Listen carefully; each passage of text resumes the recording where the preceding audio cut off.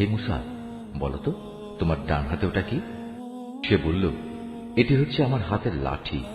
আমি কখনো কখনো এর উপর ভর দিই, আবার কখনো তা দিয়ে আমি আমার মেষপালের জন্য গাছের পাতা পাড়ি। তাছাড়াও এটি আমার আরো অনেক কাজে লাগে। আল্লাহ তাআলা বললেন, হে মূসা, এটি মাটিতে নিক্ষেপ করো। অতঃপর সে তা মাটিতে নিক্ষেপ করল, সাথে সাথেই তা সাপ হয়ে এদিক ওদিক ছোটাছুটি করতে লাগল। তিনি বললেন, হে মূসা, তুমি একে ধরো, ভয় পেও না। দেখবে আমি এখনই তাকে তার আগের আকৃতিতে ফিরিয়ে আনছি। হে মূসা, এবার তুমি তোমার হাত তোমার বগুড়ে রাখো।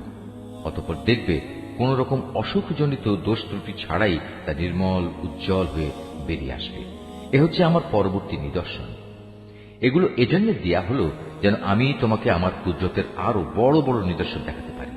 হ্যাঁ, এবার এগুলো নিয়ে তুমি ফেরাউনের কাছে যাও, কেননা সে নিজেকে মাবুদ দাবি করে মারাত্মক সীমা লঙ্ঘন করে ফেলেছে।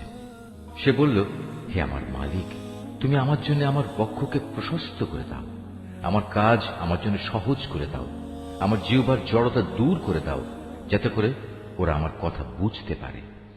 আমার আপনজনদের মধ্যে থেকে একজনকে আমার সাহায্যকারী বানিয়ে পাঠাও। হারুন হচ্ছে আমার ভাই, তাকেই বরং তুমি আমার সহযোগী বানিয়ে দাও। তার দ্বারা তুমি আমার শক্তি বৃদ্ধি করো, তাকে আমার কাজের অংশীদার বানিয়ে দাও, যাতে করে আমরা উভয়ে মিলে তোমার অনেক পবিত্রতা ও মহিমা ঘোষণা করতে পারি।